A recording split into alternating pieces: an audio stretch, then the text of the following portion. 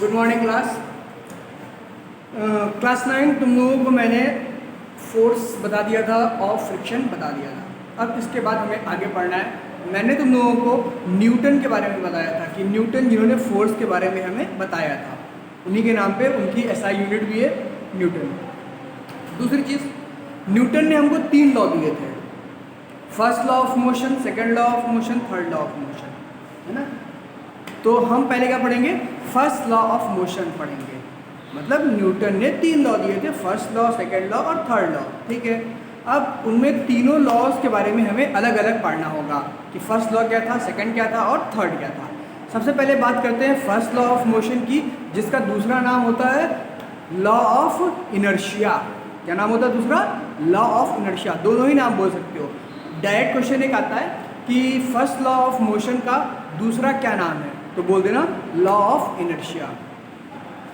खैर, अब सबसे पहले तो हमें ये जानना होगा कि इनर्शिया होता क्या है, लेकिन उससे पहले हमें कुछ और चीज़ें डिस्कस करनी होगी। पहले मैं बता चुका हूँ, लेकिन फिर से एक बार बताता हूँ। सबसे पहली बात आती है रेस्ट, कि रेस्ट क्या होता है। रेस्ट का मतलब होता है बच्चों कि कोई भी ऑब्जेक्ट या व्यक्ति या जानवर या पक्षी, कोई भी चीज़ हो, लिविंग या नॉन लिविंग कुछ भी हो, अगर वो रुका हुआ है, चल नहीं रहा है, अपनी जगह पे है, अपनी जगह बदल नहीं रहा है, जहाँ बैठा था वहीं बैठा है, जहाँ खड़ा था वहीं खड़ा है, कोई मतलब ही नहीं है, उसको बोलते हैं रेस्ट। उसे क्या बोलते हैं? रेस्ट। जैसे कि ये जो व्हाइट बोर्ड है, ये अपनी जगह पे खड़ा है, टंगा हुआ है, मतलब हिल नहीं रहा है, तो ये क्या है? ये रेस्ट में है। वॉल जो है ये भी रेस्ट में है, ठीक है। तो जो चीज़ें मूवमेंट नहीं करती हैं, जो चीज़ें चलती नहीं हैं, अपनी जगह रुकी हुई रहती हैं, उसको हम रेस्ट बोलते हैं।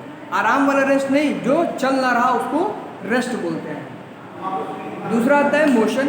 तो मोशन बच्चों में बता चुका हूँ, मोशन का मतलब क्या होता है? मोशन का मतलब होता है जब कोई चीज़ हर वक्त अपनी डायरेक्शन या अपनी पोजीशन, अपनी जगह बदलता रहे। बदलेगा कब? जब वो चलता रहेगा। भाई, कोई भी चीज़ अपनी जगह हमेशा बदलता रहे, ऐसा कब पॉसिबल होगा? जब वो हमेशा चलता रहे।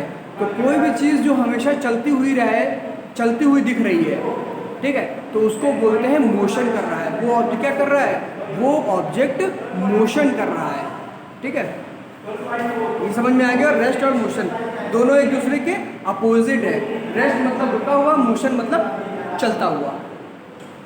अब सबसे मेन बात आती है इनर्शिया की, कि इनर्शिया क्या होता है। सबसे पहले इनर्शिया देखो बच्चों। इनर्शिया का मतलब होता है कि कोई भी ऑब्जेक्ट दुनिया में जो होती है, वो हमेशा जिस अवस्था में है, जिस पोजीशन में है, वो उसी में हमेशा रहना चाहती है। इसका ये मतलब है कि बच्चों, तुम सुबह सुबह सो के जब सोते हो, सुबह मतलब उठते हो, आँख खुलती है, तो मन नहीं करता है बेड से उठने का।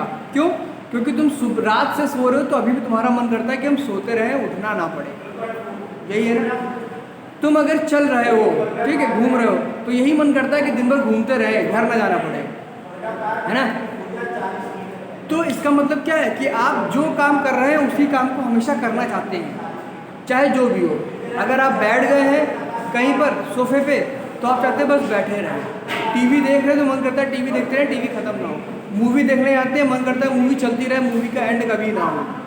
यही तो है ना, ठीक है। या तो फिर कोई बढ़िया सी डिश होती है, तो मन करता है ये खत्म ना हो, खाते ही रहें। तो इनर्शिया का मतलब होता है कोई भी चीज़ जो जैसे चल रही है वैसे ही चलती रहे, वैसा ही वो हमेशा उसी रूप में रहना चाहती है, ठीक है।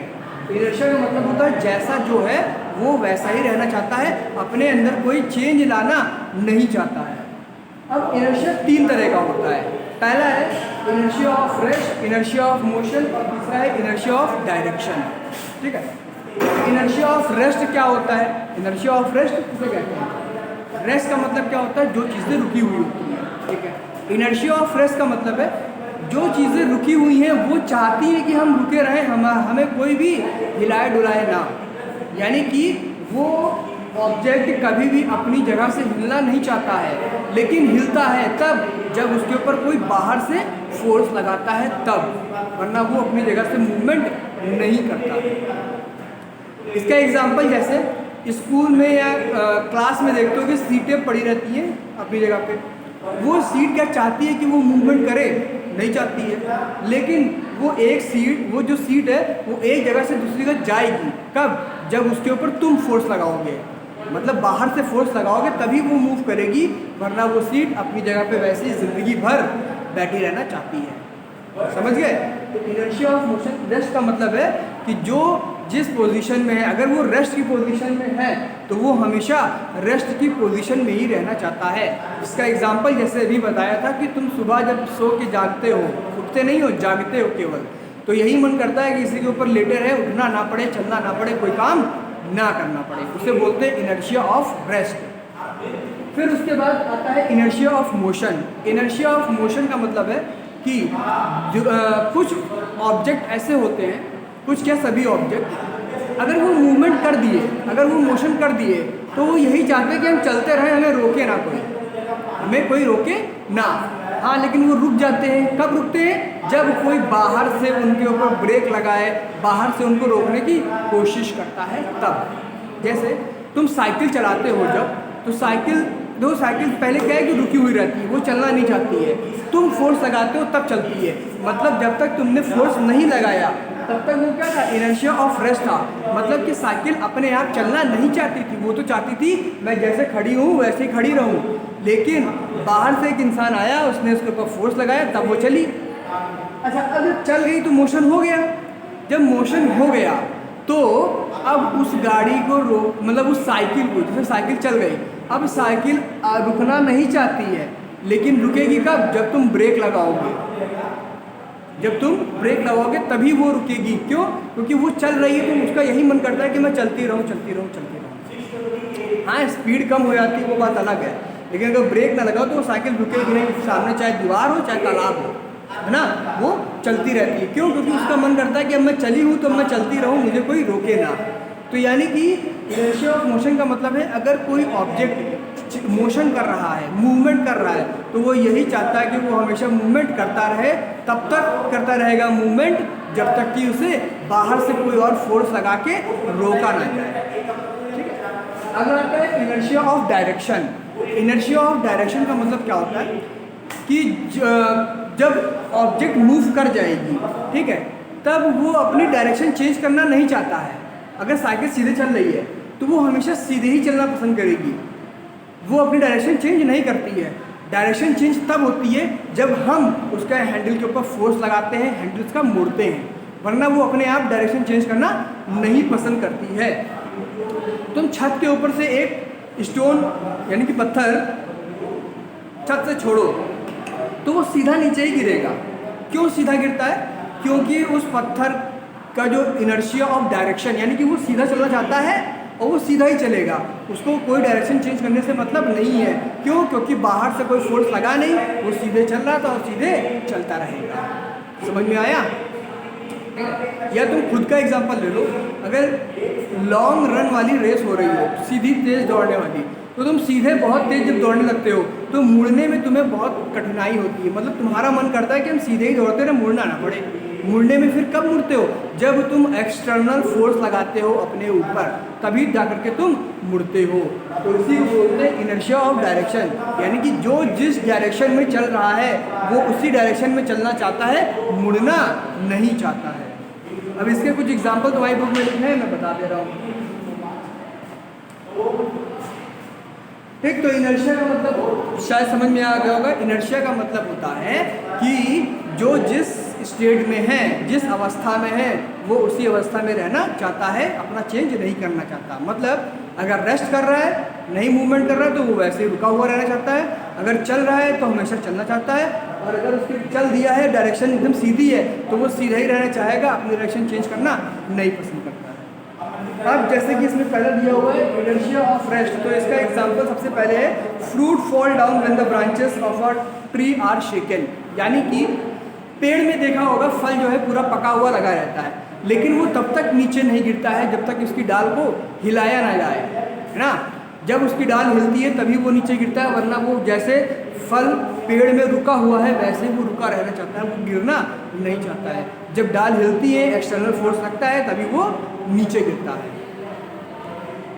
दूसरा बच्चों, डस्ट पार्टिकल, जो चादर होती है उसमें डस्ट पार्टिकल बहुत सारे होते हैं, वो उसमें से निकल के घूमना नहीं चाहते कि मुझे बाहर घूमने जाना है। वो तभी उसमें से बाहर निकलते हैं जब उस चादर को झटकते हो या उस चादर को हिलाते हो, तब उसमें से वो सारे पार्टिकल बाहर निकल आते हैं। दूसरा एग्जाम्पल बस का ले लो कि बस में जब बैठे रहते हो, ठीक है, तो जब बस चलती है तो अब तुम पीछे की तरफ चले जाते हो। क्यों? क्योंकि बस आगे गई है लेकिन तुम बस के अंदर तुम नहीं चल रहे हो। बस के अंदर तुम तो कैसे हो, रेस्ट में हो, नहीं चल रहे थे, वैसे रुके हुए हो, तो तुम वैसे रुके रहते हो, बस आगे जाती है, तुम अपनी जगह रहते हो, बस की सीट तुम्हारे पीछे आके लड़ती है, ना कि तुम पीछे जाते हो। समझ में आया? फिर अगला है कॉइन वाला, ये एग्जाम्पल मैं बताता हूँ। मान लो एक ग्लास है और ग्लास के ऊपर एक ताश का पत्ता तुमने ऐसे करके रख दिया है और इस ताश के पत्ते के ऊपर एक कॉइन रख दिया, ठीक है। ये ग्लास है, ग्लास के ऊपर ताश का पत्ता है और उसके ऊपर एक कॉइन रखा है। अब तुम इस ताश के पत्ते को अगर पकड़ के ऐसे घसीट दोगे तो ताश का पत्ता तो यहाँ से हिल जाएगा, लेकिन कॉइन नहीं हिलेगा, सिक्का अपनी जगह पे रुका रहेगा। और वो जब यहाँ कुछ नहीं रहेगा तो सिक्का तब जा करके नीचे गिर जाएगा। यहाँ मैं सिक्के को नीचे गिराने के लिए नहीं बोल रहा हूँ, यहाँ कहने का ये मतलब है कि जब आप सिक्का जो है वो रेस्ट की पोजीशन में है, तुमने मोशन कराया केवल कार्ड को, तो क्या सिक्का मूवमेंट करेगा? कॉइन मूवमेंट करेगा? वो मूवमेंट नहीं करेगा, मतलब वो वैसे ही अपनी जगह पर रुका रहेगा और जब यहाँ कुछ नहीं होगा तभी वो नीचे गिरेगा। तो ये भी एग्जाम्पल किसका है? इनर्शिया ऑफ रेस्ट, यानी कि सब कुछ चल जाएगा, सिक्के के ऊपर कोई फोर्स नहीं लगाया तो सिक्का अपना वैसे ही रेस्ट में ही रहेगा और फिर बाद में गिर जाएगा। एक अगला एग्जाम्पल है देते हैं इनर्शिया ऑफ मोशन का। इनर्शिया ऑफ मोशन का एग्जाम्पल ऐसे समझो कि जब बस चल रही होती है, ठीक, स्टार्ट होकर चल रही थी, तब तुम बैठे रहोगे तो नॉर्मल रहोगे, और जब बस रुकेगी तो तुम तो अंदर चल रहे हो ना, क्योंकि तुम बस के अंदर बैठे हो, वैसे चलते रहोगे तो बस रुक जाएगी, तुम्हारा मूवमेंट चलता रहता है, इसलिए तुम बस में धक्का आगे की तरफ लगता है। क्योंकि बस में ब्रेक लगे हैं, तुम्हारे ब्रेक नहीं लगे, तो तुम्हारा मूवमेंट वैसे ही आगे रहता है और तुम आगे चले जाते हो, ठीक है।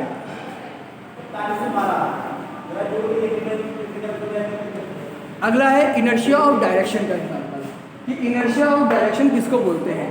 इनर्शिया ऑफ डायरेक्शन का एग्जाम्पल सबसे बढ़िया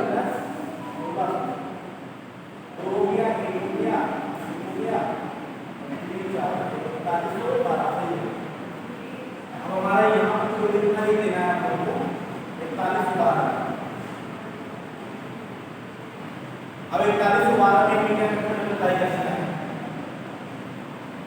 4112 मान लो कि ये कैरम बोर्ड, ठीक, कैरम बोर्ड में अगर गिट्टी यहाँ पर रखी रहती है, अगर उसको तुम मारते हो, हिट करते हो, तो वो सीधा जाती है यहाँ से एकदम सीधे डायरेक्शन में, तब तक वो अपनी डायरेक्शन चेंज नहीं करती है जब तक बाहर से कोई और फोर्स ना लग जाए। तो जब यहाँ पर जाती है तभी वो आकर के वो अपना डायरेक्शन चेंज करती है इधर और फिर इधर, यानी कि जब तक वो दूसरे से टकराती नहीं है तब तक अपनी डायरेक्शन चेंज नहीं करेगी, तब तक वो हमेशा सीधे ही चलेगी। अगर तुमने ऐसे स्ट्राइक किया तो वो सीधे जाएगी, फिर यहाँ पर लड़ने के बाद इधर जाएगी, फिर ऐसे आएगी, फिर ऐसे आएगी, तो उसकी डायरेक्शन बीच में कभी ऐसा है कि गोल में घूम जाती है। क्यों? क्योंकि इनर्शिया ऑफ डायरेक्शन है उसमें। इनर्शिया ऑफ डायरेक्शन का मतलब वो सीधे जा रही है तो वो हमेशा सीधे ही जाना पसंद करती रहती है। अब अगला आते हैं इनर्शिया और मास में क्या रिलेशन होता है।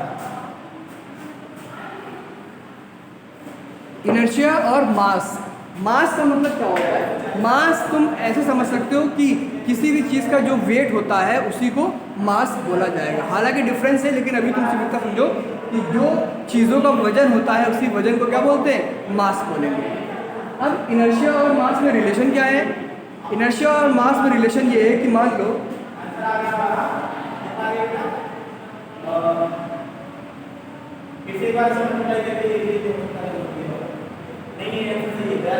मान लो एक फुटबॉल है और एक स्टोन है और इसका वेट 2 kg है और इसका वेट 20 kg है, ठीक है।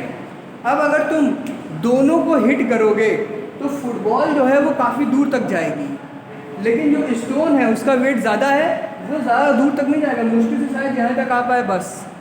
इसका ये मतलब है कि फुटबॉल का इनर्शिया ऑफ रेस्ट जो है वो कम है। इनर्शिया ऑफ रेस्ट किसका ज़्यादा है? इस वाले ज़्यादा वेट वाले का ज़्यादा होगा। रीज़न इसका 2 kg वेट है, तुम इसके ऊपर 10 न्यूटन का फोर्स लगाओ, इसके ऊपर 10 न्यूटन का फोर्स लगाओ, तो ये फुटबॉल को हिलने के लिए केवल 2 न्यूटन चाहिए था, बाकी ये कहाँ यूज़ कर लेगी, चलने में। अब स्टोन के ऊपर तुम 10 न्यूटन का फोर्स लगाओगे तो ये 5 न्यूटन तो खा गया केवल अपने आप को हिलाने में, बाकी 5 की एनर्जी बची, वही 5 की एनर्जी आगे तक जाएगी। यानी कि जिसका जितना ज़्यादा वेट होता है वो इनर्शिया उतना ज़्यादा रखता है। मतलब अगर वेट किसी का ज़्यादा है और वो बैठा हुआ है तो वो, और दूसरा इंसान जिसका वेट कम है वो, जिसका वेट ज़्यादा है वो इंसान यही चाहेगा कि मैं बैठा ही रहूँ, मुझे उठने का मन ना करे।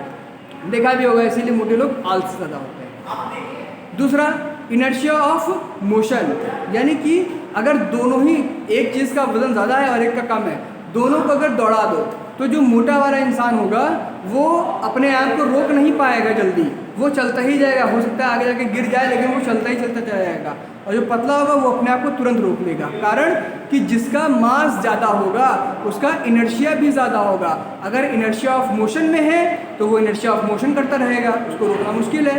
अगर इनर्शिया ऑफ रेस्ट में है तो उसका इनर्शिया ऑफ रेस्ट रहेगा, उसको मोशन कराना मुश्किल है। समझ गए? तो इतना तुम्हारा हो गया कि मतलब जिसका वेट ज़्यादा होगा, जिसका मास ज़्यादा होगा, उसका इनर्शिया ऑफ रेस्ट भी ज़्यादा होगा, इनर्शिया ऑफ मोशन भी ज़्यादा होगा, इनर्शिया ऑफ डायरेक्शन भी ज़्यादा होगा।